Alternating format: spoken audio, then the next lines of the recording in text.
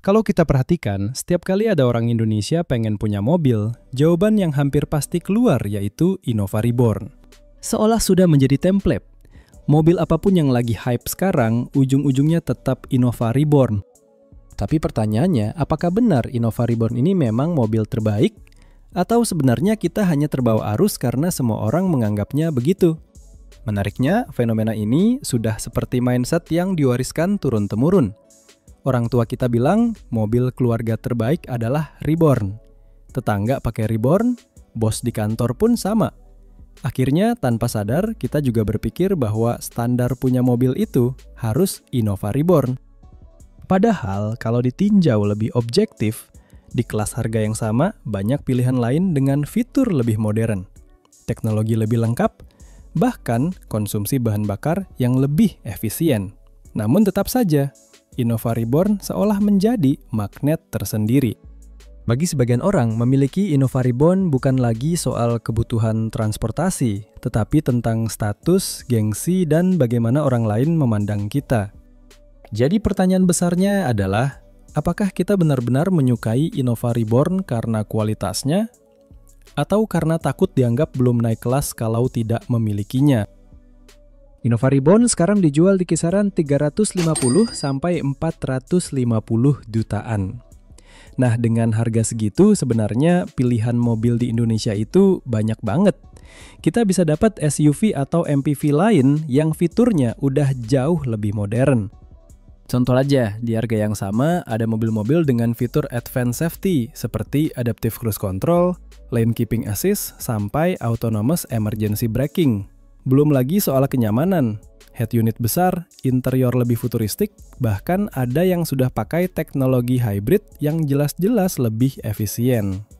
Sementara kalau kita lihat ke Reborn, fiturnya ya jujur aja, biasa-biasa aja. Gak ada sesuatu yang benar-benar wah dibanding kompetitor di kelasnya. Padahal dengan brand sebesar Toyota, mestinya ada banyak hal yang bisa ditingkatkan. Tapi anehnya, pabrikan nggak terlalu buru-buru kasih inovasi. Kenapa? Karena mereka tahu, meski minim fitur baru, orang Indonesia tetap beli Reborn. Kenapa bisa begitu? Karena Reborn bukan cuma soal spesifikasi. Dia sudah terlanjur jadi simbol dan jadi standar baku, seakan-akan kalau belum punya Reborn berarti belum lengkap. Innova Reborn punya dua pilihan mesin, 2,0 bensin dan 2,4 diesel. Soal ketahanan mesin bisa dibilang nggak usah diragukan lagi. Bandel, kuat, dan jadi salah satu alasan kenapa orang Indonesia jatuh cinta sama mobil ini. Tapi bandel bukan berarti paling irit atau paling bertenaga. Contohnya varian bensin. Banyak pemilik yang bilang kalau konsumsi bensinnya cukup boros, apalagi kalau dipakai harian di dalam kota dengan macet sana-sini. Jadi jangan kaget kalau isi dompet bisa lebih cepat menipis hanya buat ngisi bahan bakar. Sementara varian diesel memang lebih hemat dan tenaganya enak buat bawa muatan. Tapi tetap saja, kalau dibandingkan dengan tren otomotif sekarang, ya agak ketinggalan. Karena apa? Sekarang konsumen makin pintar, makin melek teknologi.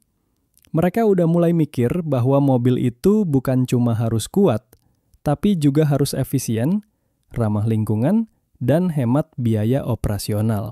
Sedangkan Innova Reborn jujur aja masih kalah jauh dibanding mobil-mobil hybrid yang mulai bermunculan. Bayangin aja, dengan harga yang hampir sama, sekarang orang bisa dapat mobil dengan teknologi hybrid. Lebih irit, emisi lebih rendah, bahkan kadang fiturnya lebih canggih dan lebih lengkap. Belum lagi soal desain dan fitur interior. Oke, kabinnya luas, nyaman buat keluarga.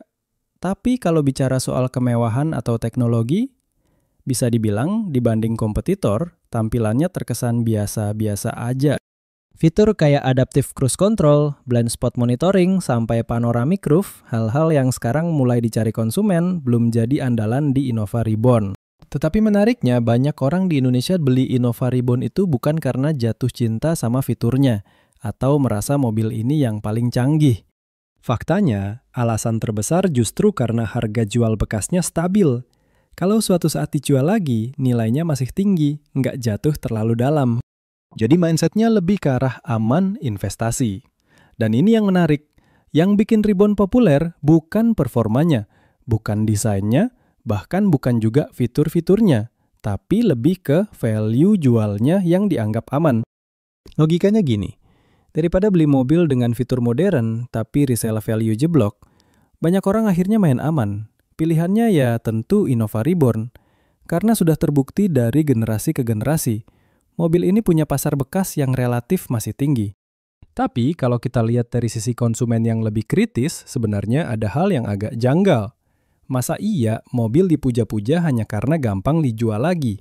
Apalagi dengan harga barunya yang udah tembus 350-450 jutaan. Harusnya konsumen bisa lebih fokus ke fitur, teknologi, kenyamanan, dan efisiensi bahan bakar.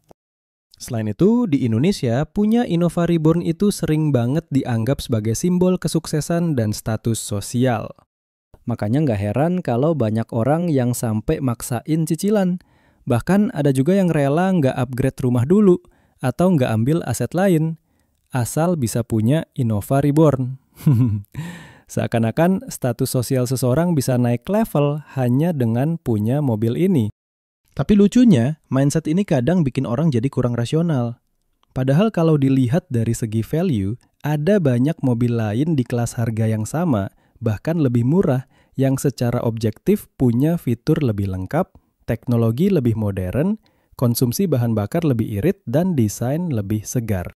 Tapi sayangnya mobil-mobil itu sering kalah pamor karena gengsinya nggak sekuat Innova Reborn. Nah, disinilah poin yang bikin Reborn sering dibilang overrated. Karena banyak yang akhirnya beli bukan semata-mata karena kebutuhan, tapi lebih ke image dan pengakuan sosial. Seakan-akan kalau nggak punya Reborn, hidupnya belum lengkap.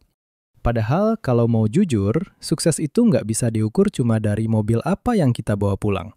Apalagi kalau sampai harus mengorbankan banyak hal penting hanya demi gengsi. Kesimpulannya, Innova Reborn itu bukan mobil jelek, sama sekali tidak. Justru sebaliknya, dia sudah terbukti tangguh, nyaman, dan punya citra yang sangat kuat di pasar Indonesia. Makanya wajar banget kalau banyak orang yang masih ngefans sama Reborn sampai sekarang.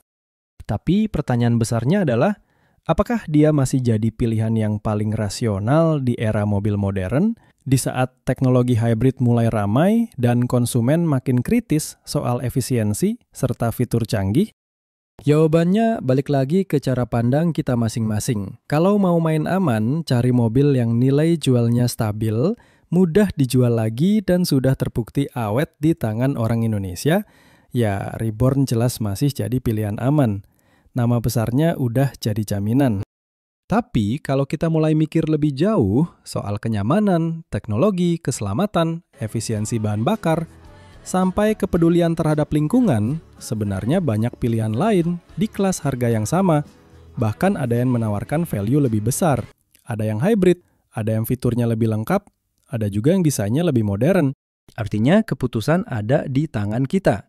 Mau ikut arus dengan nama besar Reborn atau berani coba pilih yang lebih fresh, lebih sesuai kebutuhan zaman, dan mungkin justru lebih masuk akal dalam jangka panjang. Karena pada akhirnya, mobil terbaik itu bukan yang paling banyak dipuja orang lain, tapi yang paling cocok dengan kebutuhan, kondisi, dan gaya hidup kita sendiri.